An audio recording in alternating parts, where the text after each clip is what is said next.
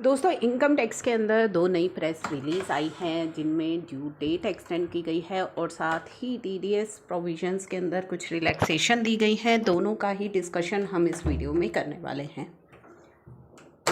तो फर्स्ट आपको जो ये प्रेस रिलीज़ दिख रही है इसके अंदर जो ड्यू डेट्स हैं उसको एक्सटेंड किया गया है। कौन कौन सी ड्यू डेट एक्सटेंड की गई है?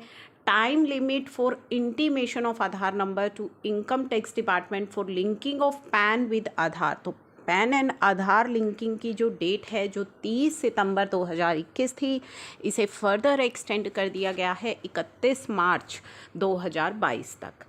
इसी के साथ साथ due date of completion of penalty proceeding under the act has also been extended from 30 सितंबर से 31 मार्च तक। And time limit for issuance of notice and passing of order by the adjudicating authority under prohibition of benami property transaction के case में ही ये extension दी गई है अथॉरिटी को नोटिस इशू करने की या कोई ऑर्डर पास करने की 31 मार्च 2022 तक ये एक्सटेंशन दी गई है। इसी के साथ साथ एक और प्रेस रिलीज़ आई है जो मैं आपको दिखा रही हूँ। गवर्नमेंट ने रिलैक्स किया है relaxes provision of TDS under section 194A of the Income Tax Act in view of section 10 subsection 26 of the Act। तो उसकी भी यहाँ पे नोटिफिकेशन आ चुकी है जिसमें TDS प्रोविजंस के अंदर कुछ रिलैक्सेशन दी गई है।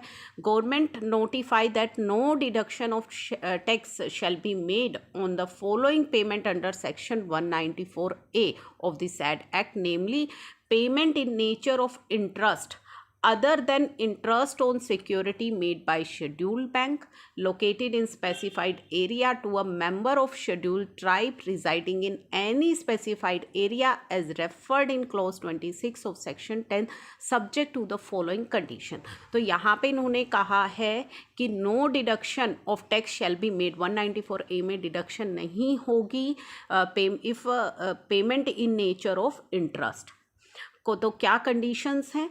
Pair satisfied self the receiver is a member of scheduled tribe का है और रिसाइड कर रहा है किसी स्पेसिफाइड एरिया में, and the payment is accruing और arising to receiver as referred in clause 26 of section 10 during the previous year relevant for the assessment year in which payment is made। तो उसको ये चीज़ें अश्योर करनी होंगी by obtaining necessary documentary evidence in support of the same, and the payer reports the above payment जो कि in the statement of deduction of tax referred in, यानी कि उसे रिटर्न में दिखाना है। द पेमेंट मेड और aggregate of payment made during previous year does not exceed 20 lakh rupees. तो ये दो इम्पोर्टेंट नोटिफिकेशंस जारी की गई हैं इनकम टैक्स इंडिया के द्वारा।